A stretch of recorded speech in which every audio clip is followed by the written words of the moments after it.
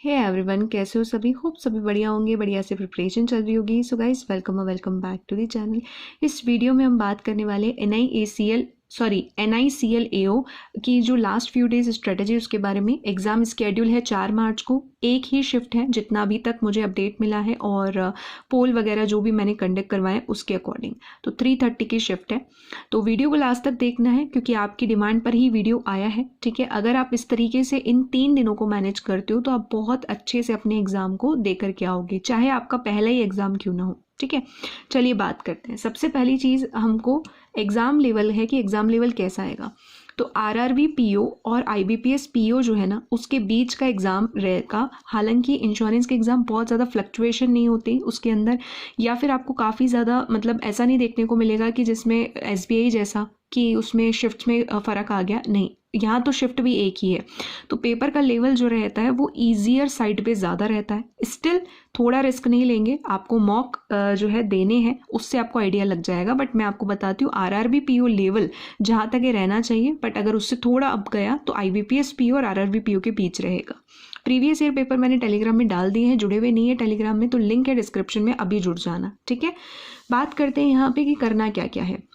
सबसे पहले आपको रीडिंग नहीं छोड़नी, रीडिंग और एडिटोरियल ये भी मैं टेलीग्राम में आपको प्रोवाइड करवा देती हूँ, जो कि फ्री ऑफ कॉस्ट होता है। ठीक है, तो आप उसको जो है रीडिंग करनी है, छोड़नी नहीं है इन 3 दिनों में भी। ठीक, 2 मॉक्स आपको देने फुल लेंथ हर दिन। ठीक है, अगर आपका मान लीजिए NIACL का एग्जाम भी है जो 2 तारीख को स्केड्यूल है, तो आप क्या करेंगे, एक मॉक तो फुल लेंथ NICL के लिए देंगे, AO के लिए, और एक देंगे असिस्टेंट के लिए। ठीक है, अगर आपका सिर्फ यही एग्जाम है तो फिर 2 मॉक आपको देने हैं हर दिन, और उनका अच्छे से रिविजन करना है, एनालिसिस करना है।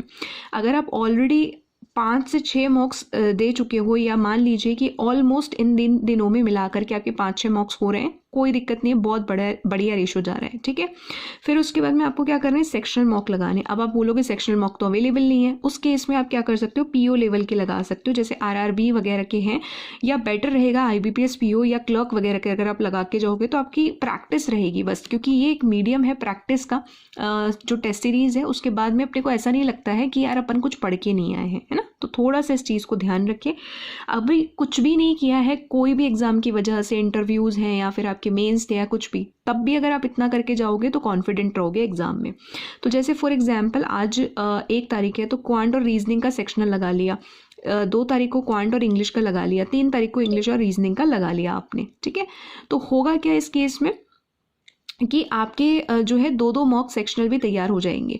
तो जो आपने मॉक दे दिए उसका रिवीजन करना है, ये 2 मॉक आपको 3 दिनों में देने हैं, हर दिन में एक, और इस तरीके से सेक्शनल, तो आपका बहुत बेटर तरीके से प्रिपरेशन हो जाएगी। फिर कुछ क्विजेज हैं जो आपको मैंडेटरी तौर पर देनी ही है, उसको आप बिल्कुल मिस नहीं कर सकते अगर अपना एग्जाम बेस्ट बनाना चाहते हो तो। ठीक है, तो that is topic wise daily quizzes लगानी है आपको। ठीक है, डेली करनी है, 3 दिनों में 3 क्विज हर टॉपिक की होनी चाहिए। दैट इज प्रैक्टिस मॉक अड्डा पर आपको फ्री मिल जाती है प्री प्लस मेंस के लिए, तो आप वहां से लगा सकते हो। वैसे टेक्स्ट बुक पे भी लाइव होती रहती है, तो 2 सोर्सेज रखने तो, और इनका रिवीजन अच्छे से कर लेना। तो 10 DI अगर आप लगाते हो इंक्लूडिंग कैसलेट, तो टाइमर आपका 12 से 15 मिनट का रहेगा, और 15 पजल और सिटिंग अरेंजमेंट आप लगाते हो तो 15 मिनट का। अच्छा, इनकी PDF भी आपको टेलीग्राम में मिल जाती है। अदरवाइज क्विजेज के थ्रू भी करोगे तो एक क्विज में 2 क्वेश्चन होते हैं, तो इस तरीके से आप लगा सकते हो अपनी क्विजेज भी। एक क्विज आपको एरर की करनी है, एक क्लोज टेस्ट की करनी है, एक पैराजम्बल की करनी है, फिर एक अर्थमेटिक, एक रॉन्ग नंबर सीरीज, एक मिसिंग नंबर सीरीज, एक ब्लड रिलेशन, एक डायरेक्शन डिस्टेंस, एक अल्फा न्यूमेरिक सीरीज। ये कॉमन टॉपिक हमेशा हर एग्जाम में आएंगे, और ये टॉपिक ऐसे हैं कि आप इससे अपना बेटर स्कोर कर सकते हो अगर आपने इस पर कमांड बना ली तो। ठीक है, मैं अगेन बोल रही हूँ, पेपर का लेवल ईजियर साइड पे ज़्यादा आता है इंश्योरेंस का। ठीक है, चाहे वो PO लेवल ही क्यों ना हो, फिर भी माइंडसेट दोनों तरीके से रखना है। ओके, अच्छा, इन दिनों में बिल्कुल भी मेंस को हाथ मत लगाना, हाथ जोड़ के। वैसे मैं बोलती हूँ आप कर सकते हो जी वगैरह को रिवीजन, ठीक है, लेकिन फिर भी मैं यहाँ पे आपको मना कर रही हूँ। क्यों मना कर रही हूँ? क्योंकि यहाँ पे आपको अगर कुछ भी नहीं पढ़ा है तो इस पे प्री पे ध्यान देना बहुत ज़्यादा ज़रूरी है। क्योंकि हवाबाजी नहीं है ये। अगर आप ऐसा सोच के जा रहे हो कि ठीक है बिना प्रैक्टिस के हम चले जाएंगे, ये हो जाएगा वो हो जाएगा, ऐसा कई बार क्या होता है हमारा माइंडसेट उसी वजह से ख़राब हो जाता है और हम अच्छा नहीं परफॉर्म करके आ पाते। तो थोड़ा सा ध्यान रखना, ओवर कॉन्फिडेंट नहीं होना है।